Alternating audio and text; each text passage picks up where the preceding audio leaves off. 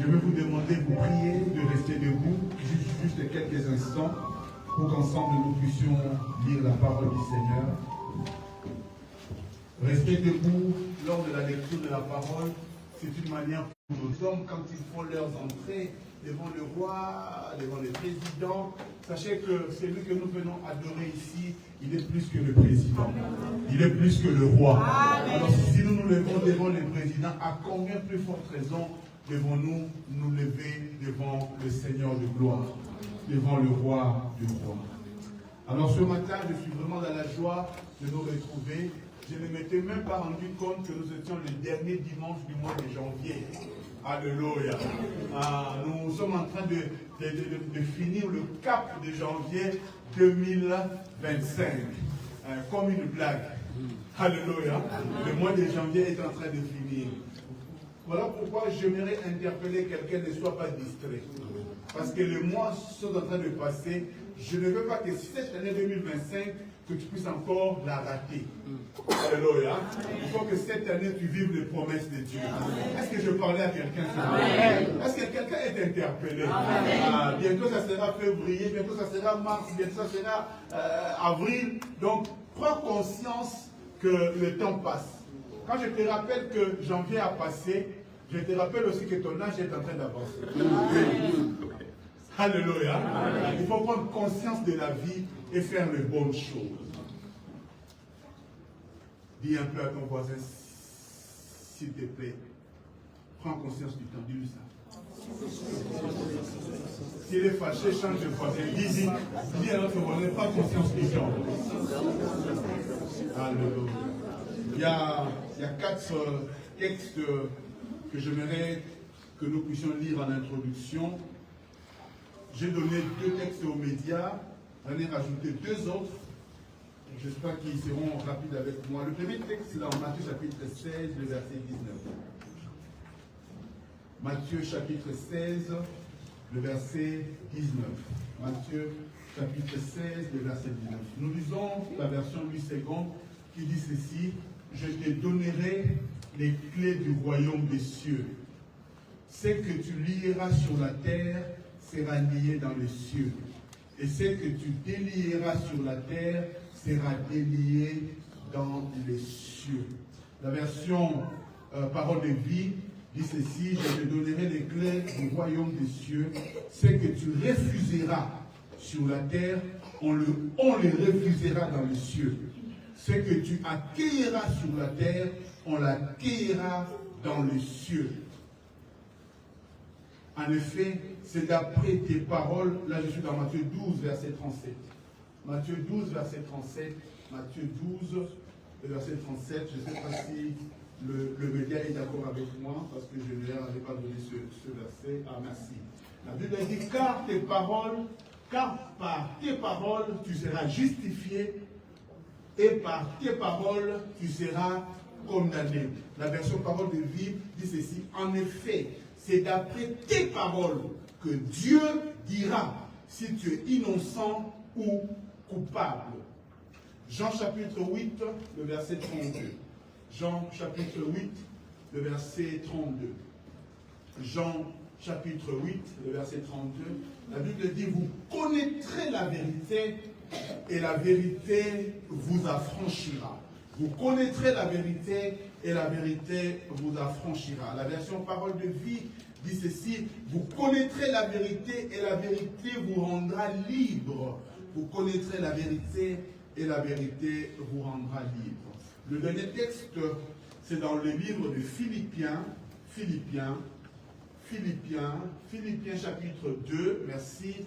Nous lisons à partir du verset 25e jusqu'au verset 28. Philippiens 2, 25 à 28. La Bible déclare: pourtant, je pense qu'il faut vous renvoyer Épaphrodite. C'est mon frère. Il travaille et combat avec moi. Et vous l'avez envoyé pour me servir quand j'en avais besoin. Il désire beaucoup vous revoir tous. Et il est inquiet parce que vous avez appris sa maladie. Oui, il a été malade et bien près de mourir. Mais Dieu a eu pitié de lui, et pas seulement de lui, mais de moi aussi. Alors il m'a évité une tristesse encore plus grande. C'est pourquoi je me dépêche de vous le renvoyer. Ainsi, quand vous le verrez, vous serez de nouveau dans la joie et moi je serai moins triste. Parole du Seigneur. Amen. Parole du Seigneur. Est-ce que tu peux poser ta Bible, prendre 5 secondes et acclamer la parole de Dieu? Acclamer la parole de Dieu. Acclamer la parole de Dieu. Merci de prendre place et que le Seigneur vous bénisse. Durant tout ce mois de janvier, il est vrai que nous avons décrété cette année comme étant l'année de la multiplication. Nous avons dit que cette année, Dieu a décidé de nous multiplier. J'avais dit, cette année, Dieu va te multiplier. J'insiste encore parce que quelqu'un est encore distrait. Je dis, cette année, Dieu va te multiplier. Ton amen est encore au rond-point de la méthode. Je dis, cette année, Dieu va te multiplier. Amen. Ça arrive dans la rue Virgile. J'ai dit, cette année, Dieu va te multiplier. Quelqu'un va maintenant dire un amen en état ici. J'ai dit, cette année, Dieu va te multiplier. En étudiant le texte de Matthieu 14, où nous avons vu ce miracle de la multiplication, nous avons vu qu'avant que Jésus-Christ ait à multiplier le pain, à nourrir la grande foule, qu'est-ce que Jésus a fait? Jésus a commencé d'abord par guérir les gens. Parce qu'on ne peut pas vraiment apprécier la nourriture quand on est malade. Et Jésus, conscient de cela, il a commencé d'abord par guérir les gens avant de pouvoir leur donner du pain et du poisson.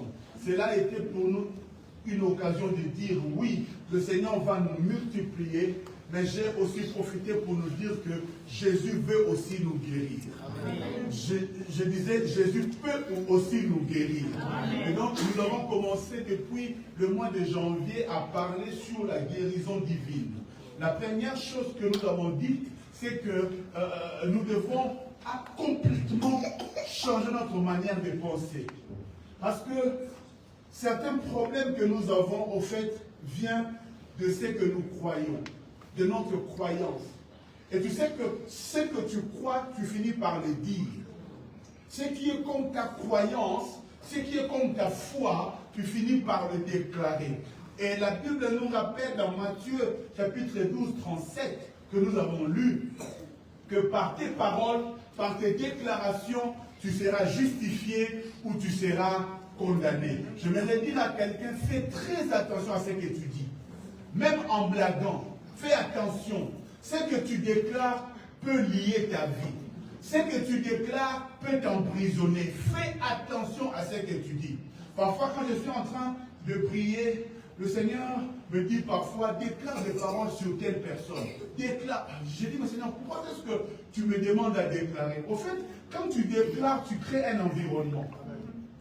Je dis, quand tu déclares, tu crées un environnement. Amen. Il y a des choses, même si tu ne les vois pas encore, commence seulement par les déclarer. Amen. Parce qu'en les déclarant, tu crées un environnement, tu changes une atmosphère autour de toi. Et tes paroles finiront par créer un miracle que tu feras. Ça, c'est le point de ton amen. Voilà pourquoi la Bible dit ceci, que le pauvre dise, je suis riche. Il est pauvre, mais il déclare. Et la Bible reconnaît qu'il est vraiment pauvre. Mais en déclarant, je suis riche. Je suis riche, je suis riche. Il est en train de changer son environnement. Il est en train de changer sa manière de penser. Il est en train de changer quelque chose dans sa vie. Et ce qu'il dit finira par arriver. Amen. Que le malade, que le faible dise, je suis fort. Fais attention à ce que tu déclares. Je peux ne pas avoir de papier. Je peux ne pas avoir tout ce qu'il faut. Mais je déclare même ce qui me manque. Amen. Alléluia. Amen. Tu regardes mes poches sont vides. Mais quand tu me vois marcher, je marche comme un millionnaire. Amen. Et je déclare que je suis millionnaire. Amen. Même si tu dis pas, mais je dis pour moi-même. Alléluia. Je dis, je suis millionnaire. Les jaloux disent pas amen, mais moi je dis amen. Alléluia. Je suis encore célibataire, mais je me comporte comme étant marié. Et je dis, je suis marié par la foi. Donne-moi un bon amen. Amen. Et parce que je suis marié par la foi, je sais qu'en étant marié, je ne peux pas être mari ou femme de tout le monde. Donc je me contrôle. Alléluia. Je me comporte en marié. J'apprends déjà comment est-ce qu'on prépare, comment est-ce qu'on repasse les habits. Parce que je confesse quelque chose, même si je ne l'ai pas encore. Je suis pauvre. Mais quand il me faut aller au restaurant, je ne vais pas dans n'importe quel restaurant. Même si c'est les derniers 20 €. Mais je vais seulement m'asseoir là où. C'est-à-dire, je crée déjà dans mon mind, dans mon esprit, dans ma pensée, un environnement de richesse. Donne-moi un bon amen. Amen. La déclaration. La déclaration. Il y a un pouvoir dans la déclaration. Jésus commence par guérir. Et vraiment, le but de cet enseignement depuis le mois de janvier, c'était de changer notre manière de penser. Je peux être malade, ça peut arriver que tu puisses être malade. Mais tu dois savoir, que la maladie ne vient pas de Dieu. La maladie, ce n'est même pas la volonté de Dieu pour toi. La maladie vient du diable. Et la Bible déclare, je vous ai donné le pouvoir de marcher sur les serpents, sur les scorpions et sur toute la puissance de l'ennemi. Même si la maladie peut t'atteindre, sache que tu as le pouvoir de t'en débarrasser. Amen. Donne-moi un bon amen. Amen. Et donc, nous avons aussi, après cela, dit quelles étaient les causes de la maladie. Nous avons d'abord cité le diable. Nous avons dit que le péché pouvait aussi être une source, une cause de la maladie. Mais nous avons aussi dit que certaines maladies sont juste liées au désordre humain. Du reste, la Bible dit que Dieu n'est pas un Dieu de désordre. Dieu est un Dieu d'ordre. Quand tu es désordonné dans ta vie, il y a certaines maladies qui peuvent aussi t'arriver. Ce n'est même pas le diable, c'est vraiment toi-même. Alléluia. Amen. Quand tu manges 3 boules de semoule à 23 heures, alléluia. Amen. Il y a des gens qui ils prennent un café comme ça, mais regarde les quantités de sucre. Ça, ce n'est pas le diable. Ça, c'est toi-même. Désordre. Désordre alimentaire. Alléluia. Oh, il faut qu'on se le dise. Il y a certaines choses, quand on était jeunes, parfois, on ne nous les prêchait pas. Bon, parce que parfois, on ne les connaissait pas, n'est-ce pas? Mais il faut savoir que l'alimentation est aussi quelque chose de très important. Voilà pourquoi même quand Dieu a créé l'homme dans le jardin d'Éden, Dieu a spécifié les choses à manger. L'homme dans le jardin d'Éden était herbivore. Il ne mangeait pas trop de viande, même pas la viande. Il mangeait que les herbes, le fruit, tout ça. Et l'homme était en bonne santé. Et l'homme pouvait vivre jusqu'à 800, 900 ans, en bonne santé, pas malade. Je n'ai pas appris là où on m'a dit qu'Adam était malade. En fait, ce n'est même pas question de la spiritualité, mais c'est juste question de l'ordre alimentaire. Il faut que nous puissions être ordonnés. Voilà pourquoi, après cet enseignement sur la guérison divine, je parlerai, je ne sais pas si ça sera au mois de mars, mais je parlerai sur la richesse. Parce que c'est l'une des choses que les chrétiens doivent aussi savoir. Parce que vous savez, parfois, pour bien manger, il faut avoir aussi la capacité de choisir.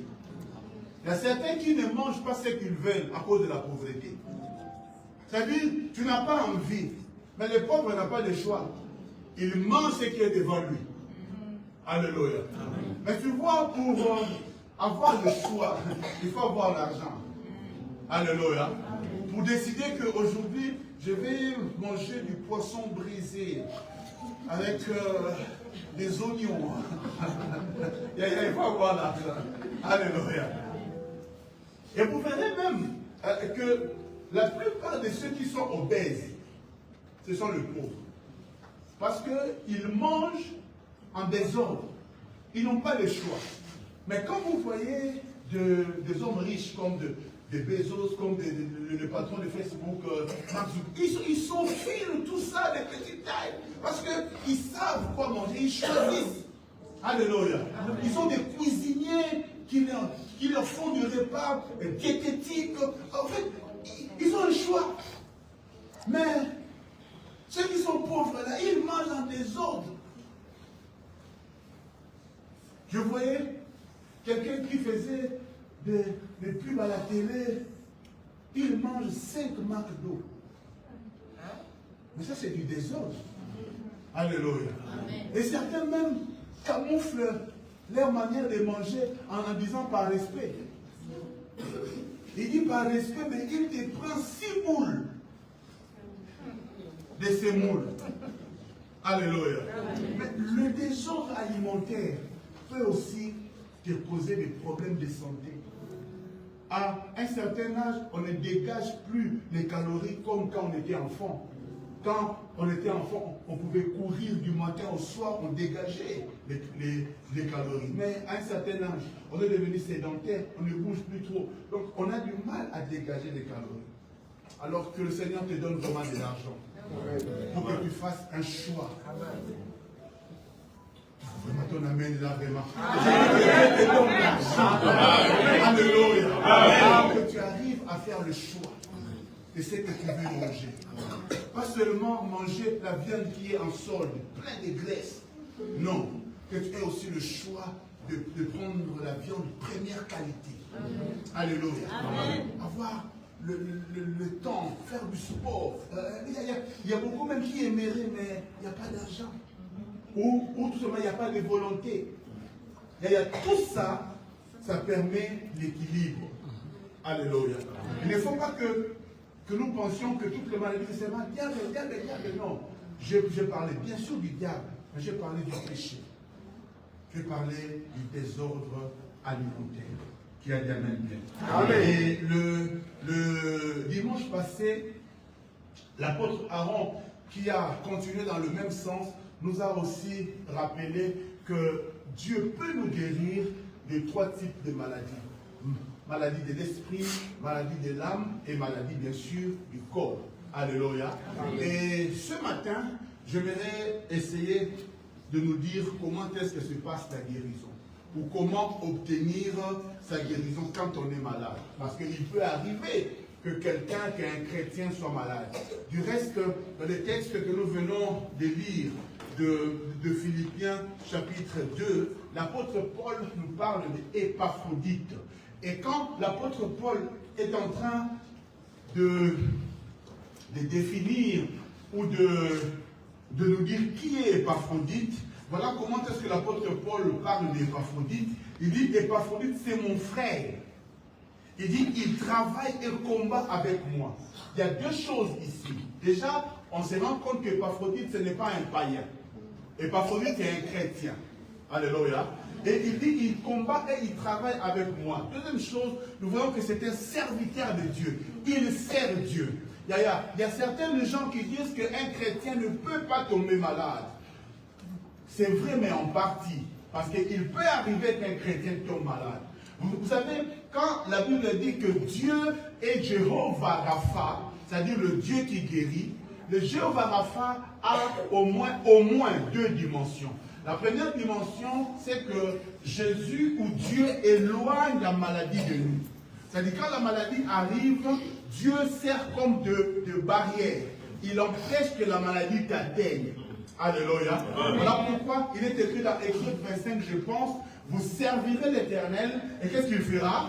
Il éloignera la maladie. C'est-à-dire Dieu peut permettre à ce que la maladie s'éloigne de nous. Tout le monde peut tomber malade, mais toi tu ne tombes pas malade. Parce que Dieu éloigne la maladie. Je me rappelle encore, quand j'étais à Kinshasa, toutes les épidémies qui arrivaient, moi ça ne m'atteignait pas. Les Konda et les ceci qui arrivaient là, moi ça ne m'avait jamais atteint. Parce que le Seigneur éloignait cela de moi. Mais l'autre dimension de Jéhovah Rapha, c'est qu'il n'éloigne pas seulement, mais il te guérit aussi. Ça veut dire que tu peux tomber malade, et qu'est-ce qu'il fait? Il te guérit, il te donne la solution. Tu es tombé malade parce que tu as péché, tu es tombé malade parce que le diable t'a attaqué, tu es tombé malade parce que tu as connu un désordre alimentaire. Mais si tu cherches Dieu, si tu pries Dieu, Dieu peut te guérir. Et c'est ce qui est arrivé à Épaphrodite. Je ne sais pas quelle est la raison pour laquelle il était tombé malade, mais Épaphrodite est venu pour secourir Paul dans la prison où il était. Et qu'est-ce qui s'est passé?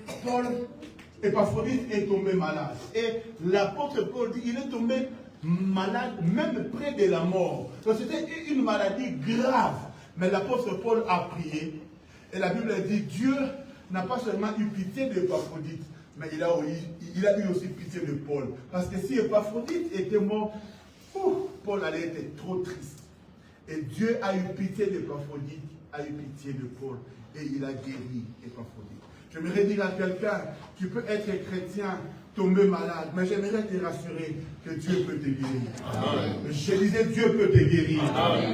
Qu'est-ce que je suis en train de dire? Dieu va te guérir. Amen. La maladie, ce n'est pas une fatalité. Ce message, nous le donnons pourquoi? Pour déjà que tu changes ta manière de confesser. Tu sais, la maladie peut atteindre ton corps, mais tu continues à confesser la vérité de la parole de Dieu. Parce que ce que tu vois, oui, c'est la réalité. Tu es réellement malade. Parce que quand la Bible dit que le pauvre dise qu'il est riche, est-ce que Dieu nous pousse à mentir? Non, mais Dieu nous pousse à déclarer la vérité de sa parole.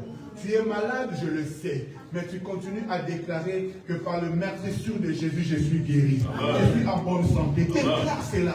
Déclare cela. Confesse cela. Même si ce que tu déclares n'est pas en adéquation avec ce que tu vis, mais tu continues quand même à déclarer la vérité de la parole de Dieu.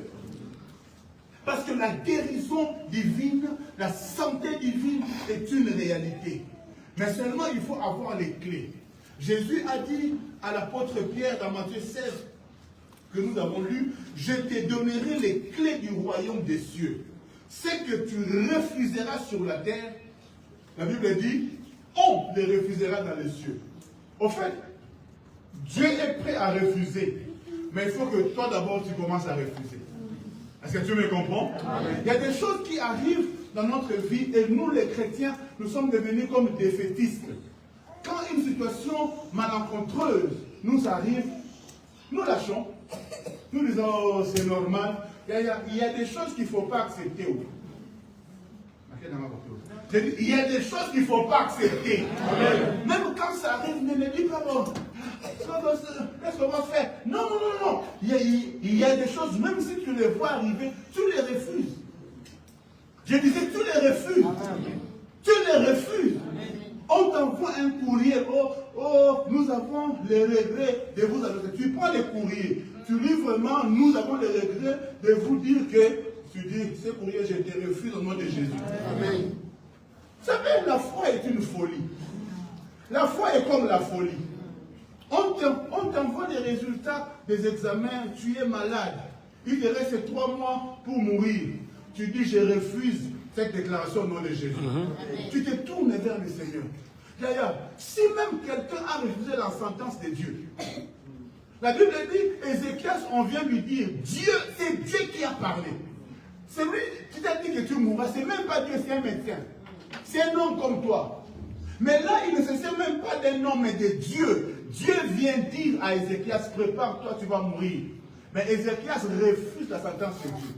Il dit non. D'ailleurs, il y a des choses que tu dois refuser. Dis un peu à ton voisin, tu dois refuser.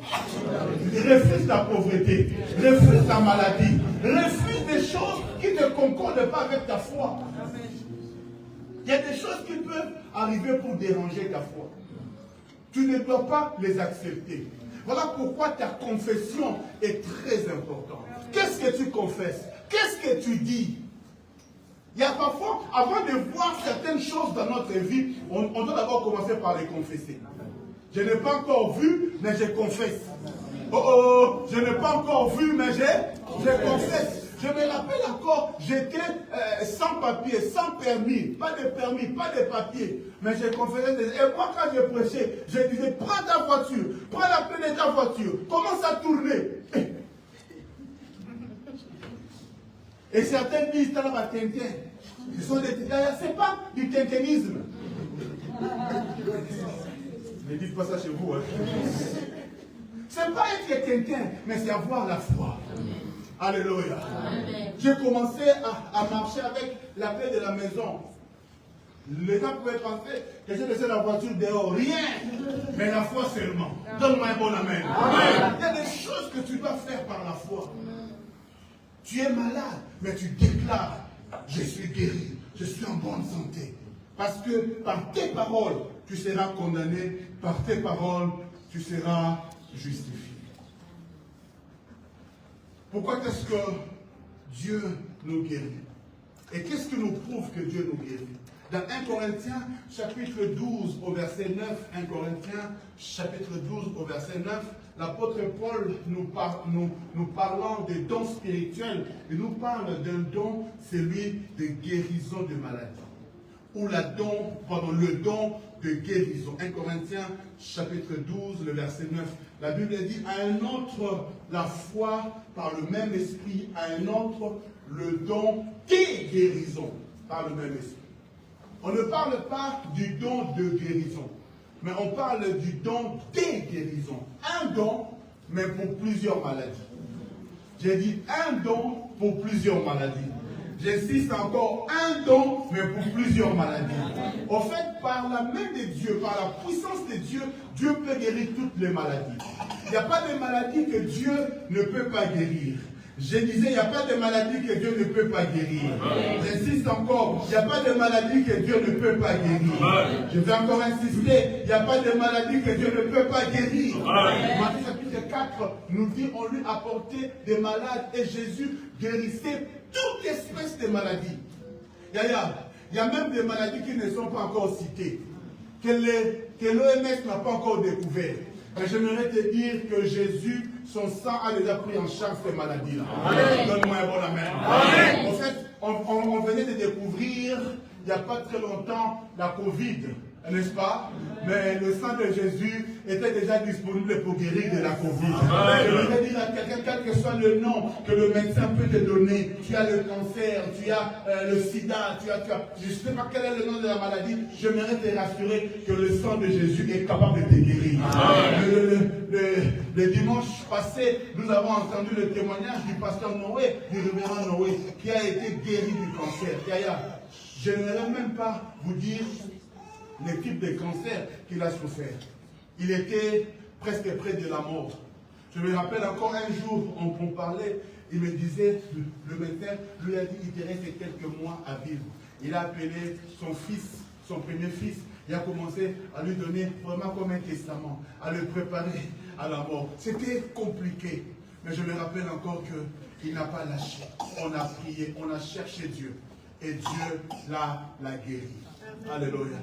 Il n'y a aucune maladie que Dieu ne peut pas guérir. Même si 1000 tombent à ta gauche avec la même maladie, même si 10 000 tombent à ta droite avec la même maladie, mais si tu as foi en Dieu, et si tu es vraiment en bonne relation avec le Seigneur, sache que Dieu peut te guérir. Donne-moi un bon amen. Donne-moi un amen bien. Quand on parle du don, on parle du charisme en grec.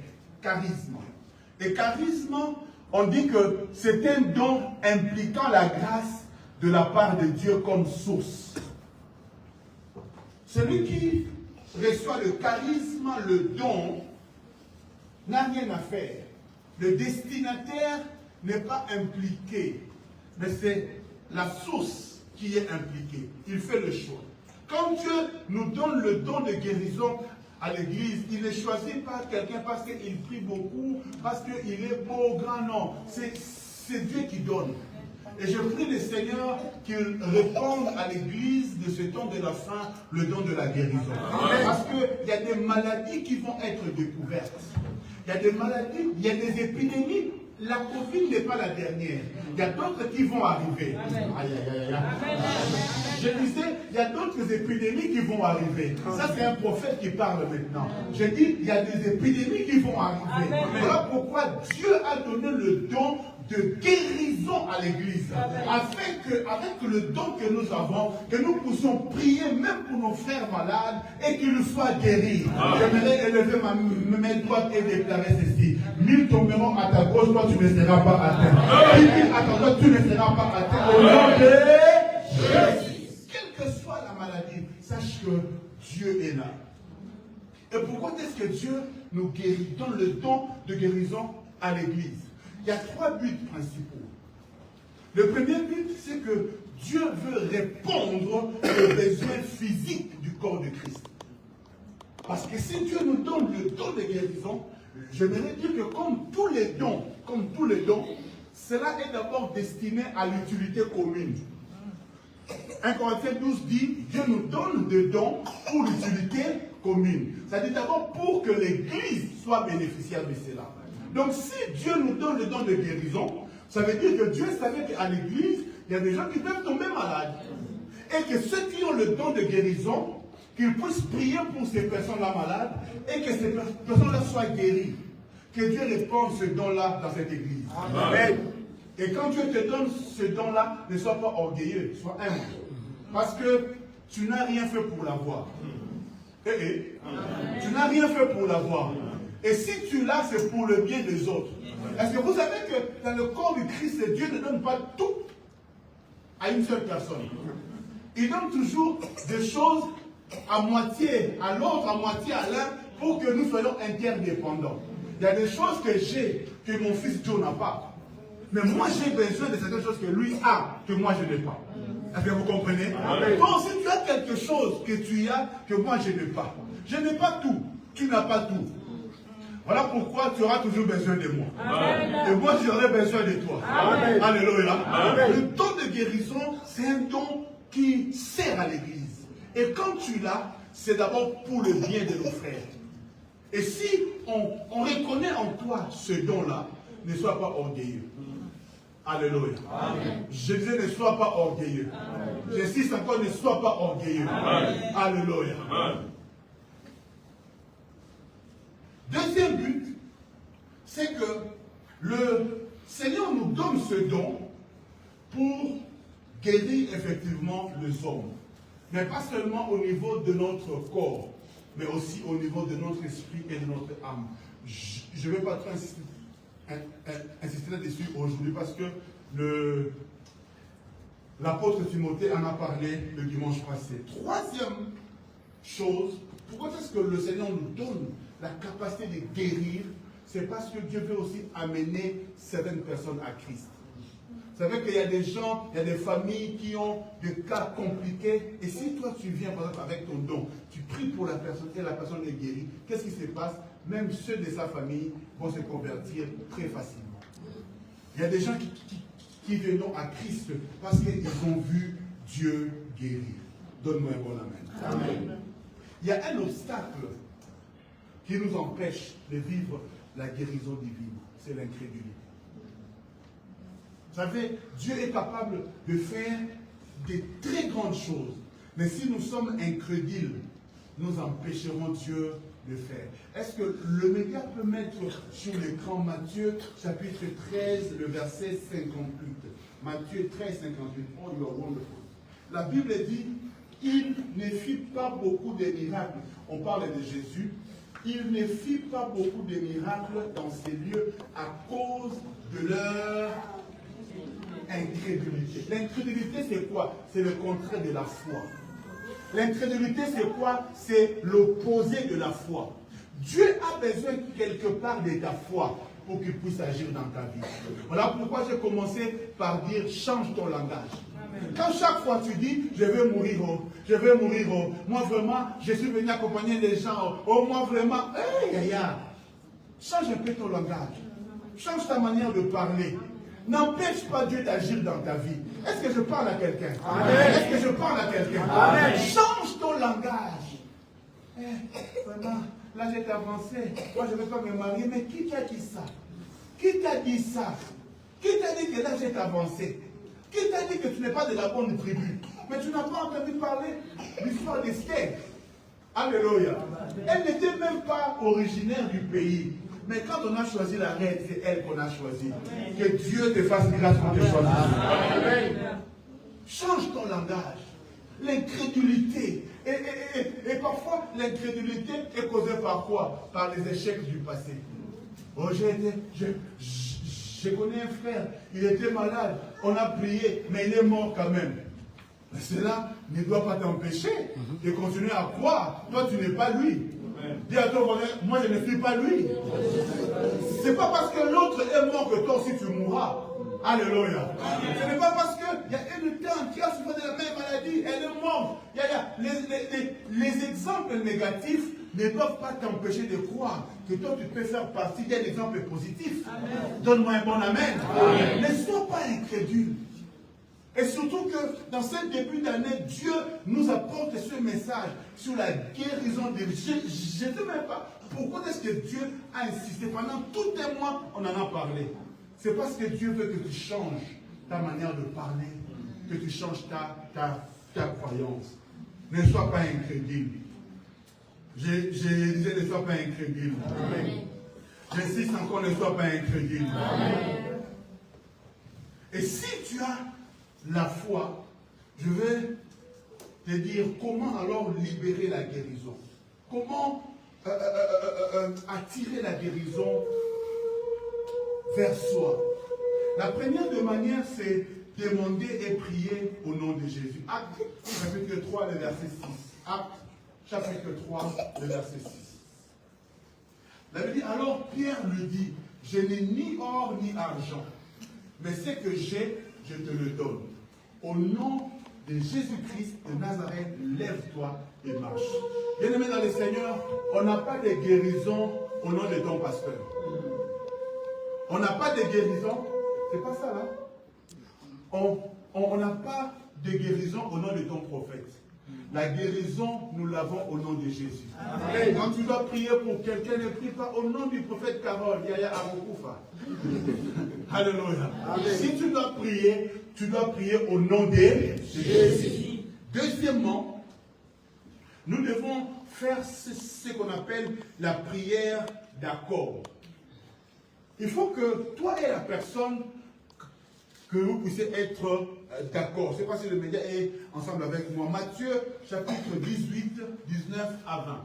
Matthieu 18, 19 à 20. La Bible a dit, je vous le dis encore, que si deux d'entre vous s'accordent sur la terre pour demander une chose, quelconque, elle leur sera accordée par mon Père qui est dans les cieux. Car là où deux ou trois sont assemblés à mon nom, je suis au milieu d'eux. D'ailleurs, quand vous priez, cherchez toujours à avoir l'accord de la personne. Voilà pourquoi vous voyez, quand on dit que ceux qui veulent qu'on puisse prier pour eux, venez devant. Au fait, le pas que vous faites, c'est un accord que vous donnez au prédicateur. Pour que nous puissions être ensemble, pour que nous puissions prier pour la chose pour laquelle tu es venu. Est-ce que vous comprenez? Et il faut que tu sois d'accord. Vous savez, Dieu n'est pas un Kuruna.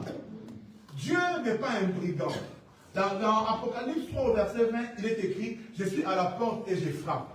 Si tu écoutes ma voix, si tu m'ouvres, j'entrerai. Je me suis toujours posé la question, mais Seigneur, pourquoi toi qui es Dieu, tu n'entres pas et tu brises seulement la porte, mais tu restes là devant et tu toques. Ah, Seigneur, brise seulement la porte. Non. Il y a des choses que Dieu ne fera pas sans ton accord. Amen. Est-ce que tu me comprends? Amen. Je disais, il y a des choses que Dieu ne fera pas sans ton accord. Quand on te dit, viens devant pour prier, et certains, il a le même problème et il bouge. D'ailleurs, je te rappelle que Dieu est éternel. Que toi, tu as un temps limité. Alléluia. Et il y a des occasions qui ne viennent pas deux fois. Il y a des opportunités qui ne viennent pas deux fois. Je connais la grâce que Dieu a déposée dans ma vie. Je sais que j'ai un Dieu puissant. Mais je sais aussi une chose, que Dieu n'a pas tout déposé dans ma vie. Voilà pourquoi il arrive que nous invitons certains hommes de Dieu. Pourquoi est-ce que nous les invitons? Pour que la grâce qu'ils ont, que vous puissiez aussi en bénéficier. Amen. Alléluia. Amen. La grâce qu'ils ont, que vous puissiez aussi en bénéficier. Il y a certaines personnes ici, on a prié, mais il fallait qu'un homme de Dieu vienne pour, à cause de sa grâce, ou par sa grâce, qu'un miracle soit libéré. Donne-moi un bon amen. Donne-moi un bon amen. Amen. En fait, il y a certaines gens, tout ce que moi j'ai fait, c'est préparer ton cœur. Mais il y a quelqu'un que Dieu enverra qui va juste prier et puis paf, le miracle s'opère. Est-ce que vous me comprenez? Je vais poser une question. Qui connaît la cure de la malaria? Généralement, bon, je ne sais pas si ça a changé aujourd'hui, ça fait longtemps, mais on nous donnait 10 comprimés de quinine. Est-ce que vous vous souvenez? Vous vous rappelez, non? Je pose cette question. Le premier comprimé que tu prends, il est différent du 10e? Hein? Ce sont le même comprimé. Quand tu prends le premier comprimé de la quinine, tu n'es pas totalement guéri. Mais ça quand même agit. Quand tu prends le deuxième, quand tu prends le troisième, quand tu prends le quatrième, ce sont les mêmes comprimés. Mais tu n'es pas totalement guéri. Quand tu obtiens le huitième, tu commences un peu à te sentir mieux. Le neuvième, et puis le 10e que tu prends, c'est le même comprimé que le premier, n'est-ce pas? C'est le même comprimé que le premier. Mais seulement le 10e, qu'est-ce qu'il fait? Il vient comme finir la maladie. Mais le 10e ne peut pas être efficace si tu n'as pas pris le premier. Amen. Amen. J'ai dit, le 10e n'est pas efficace si tu n'as pas pris le premier. Le 10e semble être efficace, puissant. Mais en fait, la puissance du 10e dépend de la puissance du premier comprimé.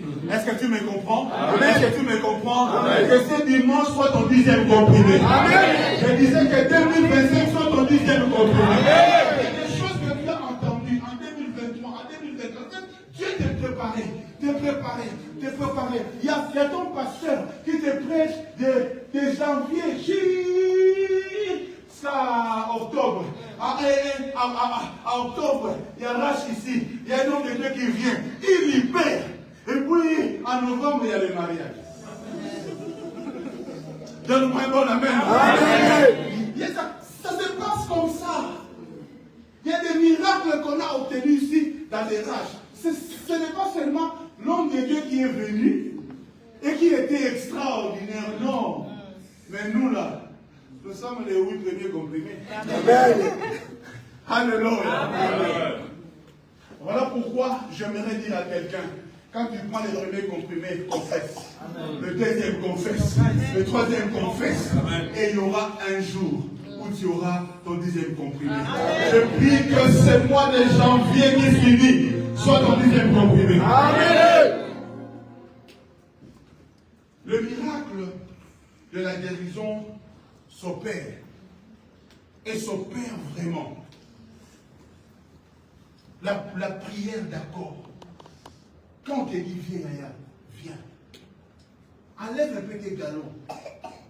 Enlève un peu. Viens. Je me rappelle de cet homme qu'on appelle Naaman. Il était général, mais une petite fille qui lui a dit, mon Seigneur, si tu vas en Samarie, nous avons un prophète. Naaman n'a pas regardé son rang de général. Il s'est abaissé. Il est allé. Et le fait qu'il allait, c'était une preuve que j'ai la foi. D'ailleurs, tu vois, quand on dit venez pour prier, le fait que tu quittes ta chaise, tu fais le pas, tu fais un pas vers ta guérison. Tu fais un pas vers ton miracle. Et quand l'homme de Dieu aussi avance, vous vous mettez en accord. Est-ce que tu me comprends? Amen. Troisième, je vais parler de prière d'accord. Je vais aussi parler de l'huile d'onction des anciens. Jacques chapitre 5, 13 à 15. La Bible dit que celui qui est malade, mesdames, vous êtes formidables, vous êtes très rapides ce matin. La Bible dit, quelqu'un parmi vous est-il dans la souffrance? Qu'il prie. Quelqu'un est-il dans la joie? Qu'il chante des cantiques. Quelqu'un parmi vous est-il malade? Ici Jacques parle des chrétiens. Alléluia. Et il dit, quelqu'un parmi vous est-il malade? Qu'il appelle les anciens. Là encore, j'aimerais dire quelque chose. Lisez bien ce texte. On ne dit pas quelqu'un est-il malade que les anciens les appellent. Mais on dit, quelqu'un est-il malade que lui appelle les anciens. Le fait que tu appelles les anciens, c'est tu démontres ta foi. Amen. Mais nous, aujourd'hui, on veut faire le contraire. Quelqu'un est malade, il ne vient pas à l'église. Il n'informe personne. Et puis après, il se fâche. J'étais malade. Personne n'est venu me... Mais tu as dit à qui? Alléluia. Amen. Tu as dit à qui? Entre nous soit dit, aujourd'hui, il y a quelques absents. Mais est-ce que vous savez que si tout le monde vient à l'église, je ne sais pas qui est venu, qui n'est pas venu. Alléluia. Amen. Et aussi pitié de nous, non? Maintenant, moi je ne sais pas que tu n'es pas venu. Comment je vais faire pour venir te visiter? Je suis prêt à venir te visiter. Mais si je suis au courant, alléluia. Tu boudes dans ton coin. J'étais malade. Personne n'est venu me rendre. Mais tu as dit à qui? La Bible dit, quelqu'un parmi vous est-il malade? Qu'il fasse quoi? Qui doit appeler? Qui doit appeler? C'est la personne qui est malade. Et quand tu appelles, vraiment, ancien chama. Alléluia. Amen. Mais c'est comme ça que nous, on pourra venir te visiter. Et les anciens pourront informer les patients. Parce qu'il y a tel frère qui est appelé, qui est malade. Ah, ok. Organisons-nous, allons la voir, allons lui rendre visite, allons prier. Le fait que tu appelles, c'est déjà un signe de foi. Alléluia. Amen. Et justement, la Bible dit que les anciens prient pour lui en loignant d'huile au nom du Seigneur.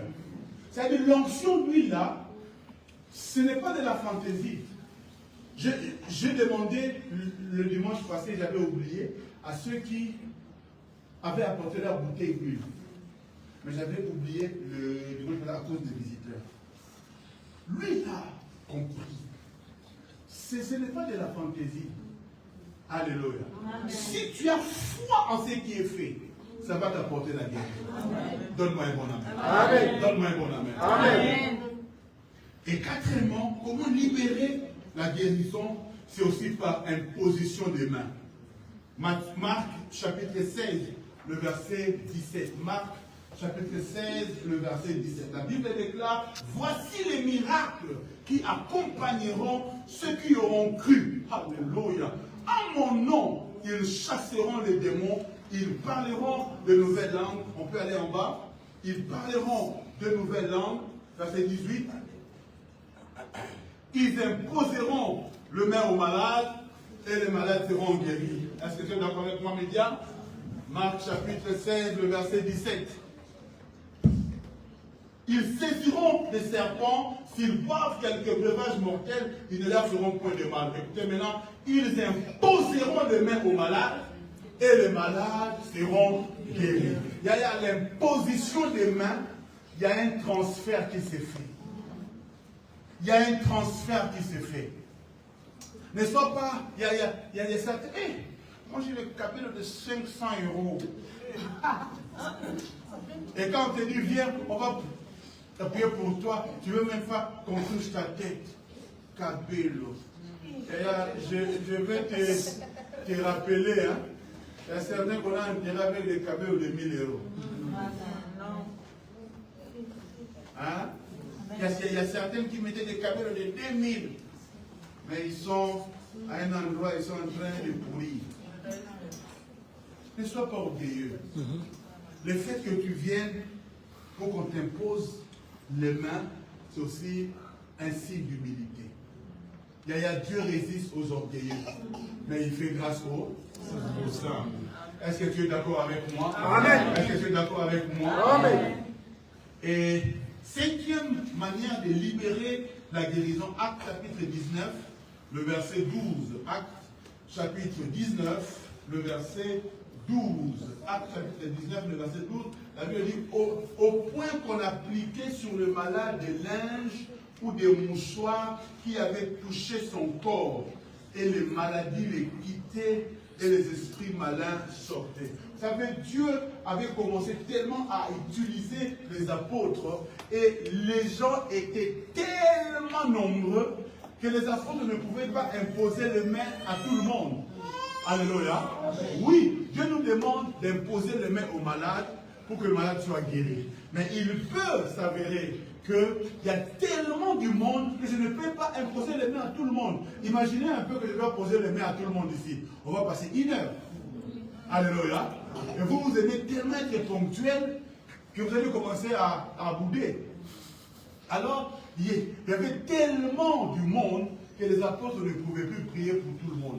Et puis, ce que j'aime ici, c'est que ce ne sont pas les apôtres qui ont dit apporter des mouchoirs ou apporter des linges. Mais ce sont les gens eux-mêmes, à cause de leur foi. Ils ont dit non. Comme ils ne peuvent pas imposer les mains à tout le monde, mais il y a mon frère qui est malade, qui est resté à la maison.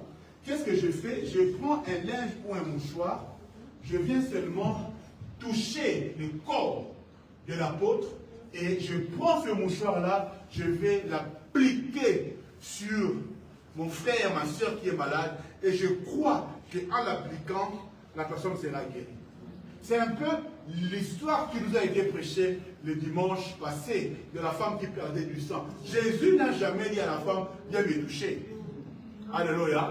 Mais la femme elle-même, croyant d'abord en Jésus, croyant d'abord en ce que Jésus était capable, elle s'est dit en elle-même, si j'ai tout seulement le pan de sa robe, je serai guéri. Alléluia. D'ailleurs, aujourd'hui, Jésus n'est pas physiquement là, mais il a mis ses apôtres. Mais pour que ça marche, il faut déjà que tu regardes l'homme, non pas seulement comme un homme, mais comme un serviteur de Dieu. Parce que parfois, ce qui nous tue aujourd'hui, c'est que nous commençons à regarder le pasteur comme s'il était notre ami. Le pasteur n'est pas ton ami, même s'il rit avec toi, même s'il peut arriver qu'il blague avec toi. Oh, Jésus blaguait avec ses disciples. Jésus riait avec ses disciples. Jésus est allé même loin en les appelant mes amis. Mais eux n'ont jamais appelé Jésus notre ami. Vous comprenez? Mais Jésus les appelait mes amis. Vous savez, quand je suis avec les papas comme le docteur Peter ou comme le pasteur Alliance Chovo, lui, parfois, il m'appelle surtout devant les gens, il ne m'appelle pas Miché. Il m'appelle pasteur Miché ou prophète Miché. Il peut même en prêchant dire mon collègue. Lui peut le dire, mais moi je ne peux jamais le dire. Alléluia. Amen. Et s'il le dit, il le dit peut-être juste par respect protocolaire. Alléluia. Mais moi-même j'essaie. On n'est pas amis. Je ne suis pas son collègue. Comment est-ce que tu regardes l'homme que Dieu a mis devant toi? Beaucoup d'entre vous, vous ratez parfois de bénéficier des miracles. Parce que surtout, comme là, je suis avec vous de janvier jusqu'à décembre. Vous me voyez dimanche après dimanche. Vous dites, bon, très bien. Quand tu commences à voir l'homme de Dieu comme ton ami, tu rates l'occasion qu'il soit un canal de bénédiction pour toi. Ici, et puis, ces apôtres-là, ceux qui les entouraient, certains les connaissaient. Hein? Ils connaissaient Pierre comme pêcheur. Oh, mais c'est lui qui nous vendait les poissons, non? Si tu regardes Pierre comme l'ancien vendeur de poissons, tu ne seras pas béni. Donne-moi un bon amen. Donne-moi un bon amen. Amen. Il y avait un frère ici, il est maintenant à Orléans. Il s'appelait Ricochet.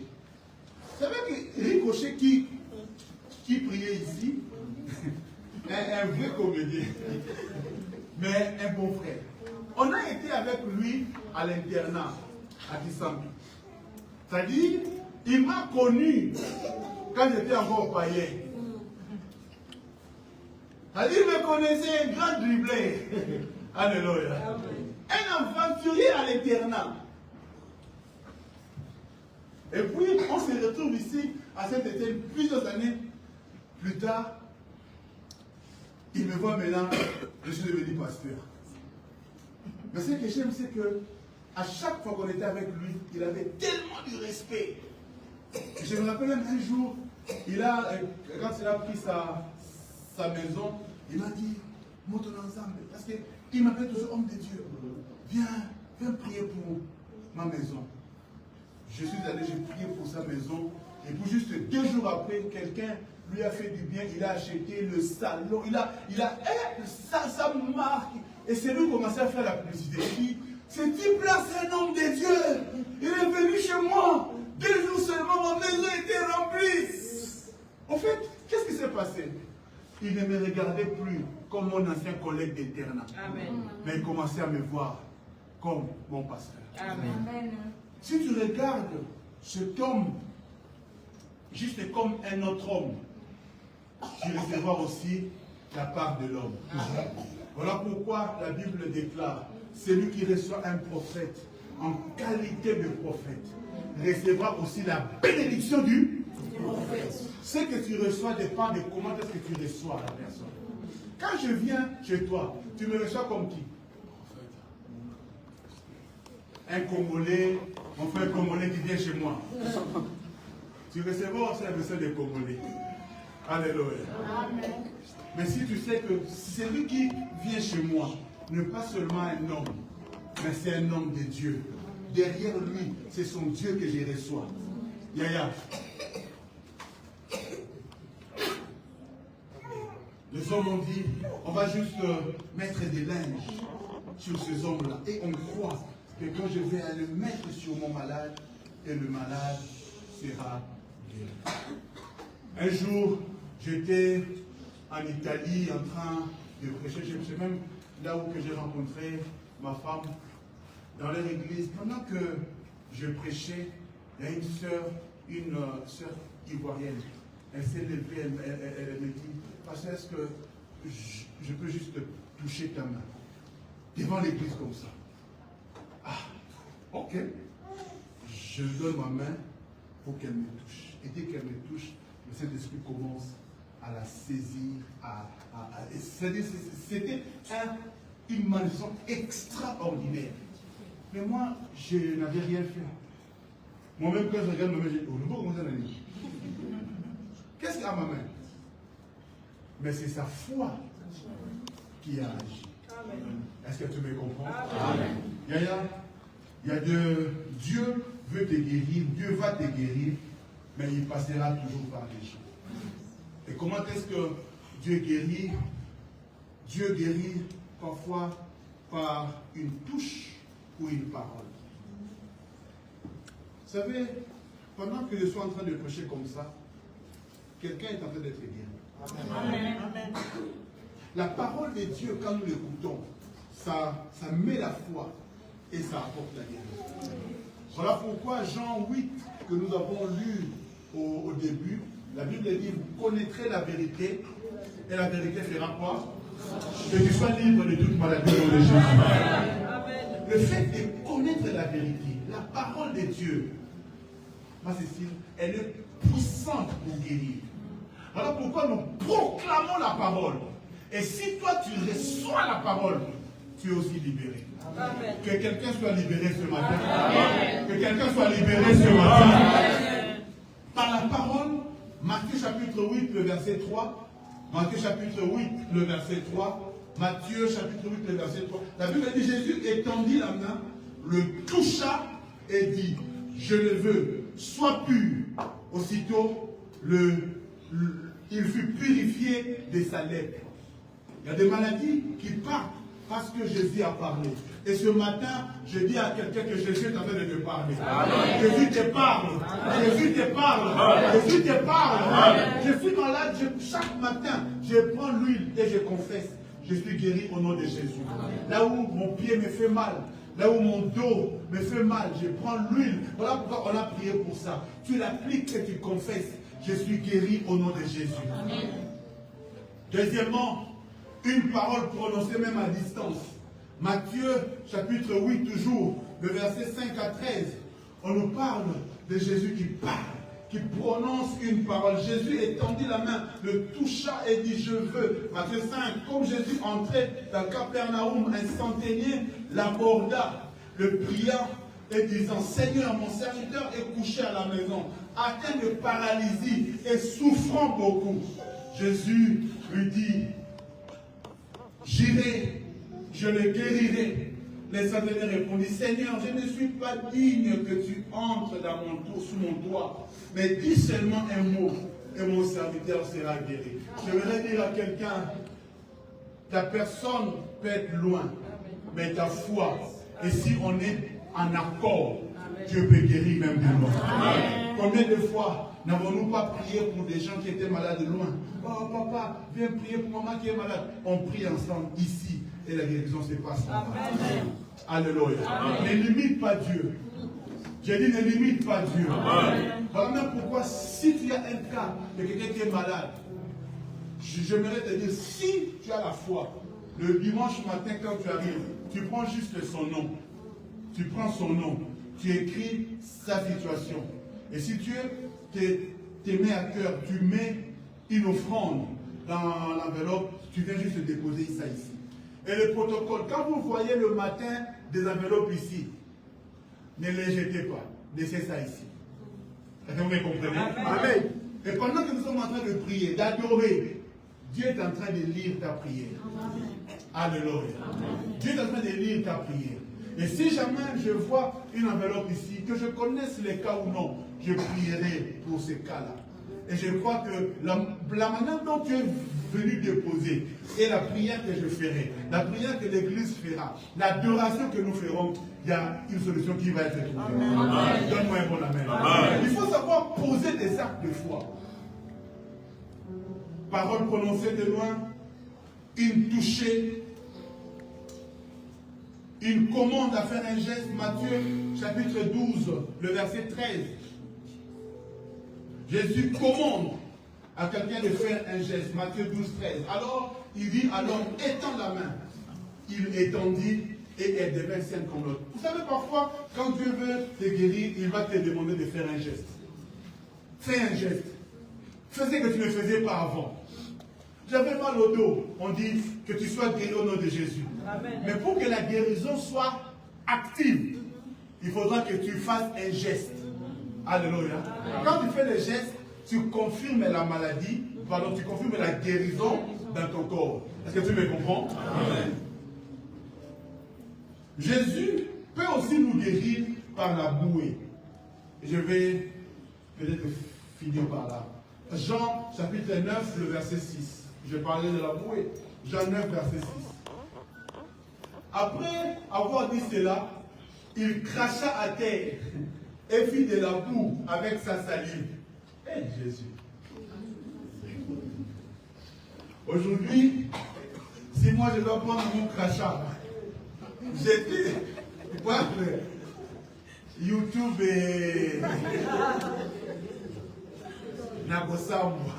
les gens vont m'insulter, magicien, féticheur. Mais Jésus, la Bible dit, il prit son crachat. Quel est? Il le prend, il le met sur les yeux de l'aveugle. Et l'aveugle fut guéri. Jésus ne pouvait-il pas juste parler? Jésus ne pouvait-il pas juste imposer les mains?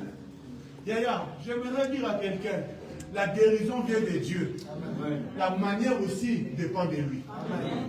Tout ce que toi tu dois voir, c'est la foi. Mais par où Dieu va passer? Par quel moyen Dieu va passer? Tu ne sais pas. Amen. Jésus prend la boue et prend la terre. En cela, j'aimerais dire ceci. Ne pensez pas que toute guérison divine est forcément spectaculaire. Il y a des guérisons divines qui se passent juste par les médicaments aussi. Parce que les médicaments, c'est comme la boue, c'est comme la terre que Dieu prend. Est-ce que vous me comprenez? Parce qu'il y a certains chrétiens qui commencent à faire, mais pourquoi est-ce que je dois prendre des médicaments pour être guéri? Est-ce que je n'ai pas la foi? Non, Dieu peut passer même par les médicaments. J'aimerais juste te rappeler qu'il y a certains qui ont pris des médicaments comme toi, mais qui n'ont pas été guéris. Amen. Alléluia. Amen. Oh oh. Il y a certains qui ont pris la même cure que toi, mais n'ont pas été guéris. Amen. En fait, ce ne sont pas les médicaments qui guérissent. Les médecins, les médicaments soignent. Mais celui qui guérit, c'est Dieu. Amen. Alléluia. Amen. Le médecin soigne. Le médecin là qu'on appelle expert, sous lui, beaucoup sont morts aussi. Alléluia. Il peut te faire une ordonnance, mais l'ordonnance n'est pas la garantie de la guérison. Est-ce que tu me comprends? Mais Dieu peut passer aussi par le médecin. C'est comme la boue que Jésus prend. Il met son crachat avec la terre, il le met ensemble et ça porte une guérison. Alléluia. Voilà pourquoi, étant qu'enfant de Dieu, même quand tu es malade et que tu dois prendre un médicament, prie d'abord. Prie d'abord. Amen. Le médicament, c'est comme la terre. Ta prière, c'est comme les crachats de Jésus. Entre la terre et les crachats, mis ensemble, c'est ton miracle. Donne-moi un bon amen. Tu prends le médicament, tu parles. D'ailleurs, tu parles. Tu déclares les choses. Parce que le médicament, en fait, c'est aussi que ce n'est pas un poison. Alléluia. Mais tu prends le médicament, tu parles. Il y a un pouvoir dans la parole. Il y a un pouvoir dans les paroles. Je disais, il y a un pouvoir dans les paroles. Amen. Si les sorciers parlent, toi aussi tu es un sorcier en Jésus. Amen. Parle aussi. Tu prends les médicaments et tu parles. Mis ensemble, ça va apporter la guérison. Amen. Tu dis Amen. Amen. Ce matin, alors que je suis en train de conclure ce message, il y a tellement beaucoup de choses encore à dire. Mais j'aimerais juste que tu crois. Amen. Que tu crois. Et si tu crois, tu verras la gloire. Amen. Je ne sais pas si quelqu'un est malade. On a prié l'autre dimanche, le dimanche passé. C'était peut-être le 6e et le 7e comprimé. Ce matin, j'aimerais encore que nous puissions prier. Mais j'aimerais juste que tu élèves ta main. Ce matin, j'aimerais que tu déclares, je suis en bonne santé. Je suis en bonne santé. Quelqu'un a été béni ce matin? Amen. Tu as été béni ce matin? Amen. Tu as été béni ce matin? On va même me dérange. Tu as été béni ce matin? Amen. Ta main est bénie. J'aimerais que tu déclares de bonnes choses sur toi. Il y a parfois certains qui ont des maladies dites héréditaires. J'aimerais que tu déclares ce matin, ça s'arrête. Ta grand-mère, ta mère est morte du cancer des seins. Et même chez toi, on dit qu'il y a un risque de cancer. Le risque ne veut pas dire cancer. C'est une information qu'on te donne. C'est comme Jésus dit à Pierre, le diable voulait te cribler, mais j'ai prié pour toi. Il lui donne l'information, mais en même temps, il lui dit qu'il n'ait pas peur. Parce que la solution est déjà donnée. Ce que le médecin t'a dit, c'est juste une information. Mais tu as le pouvoir de changer la chose. Je ne sais pas quelles sont les choses qui se passent dans ta famille, dans ton corps. Mais ce matin, je veux que tu déclares. Ouvre-toi par le sang de Jésus. Déclare de bonnes choses. Est-ce que tu peux prier dans le nom de Jésus? Alléluia. Alléluia.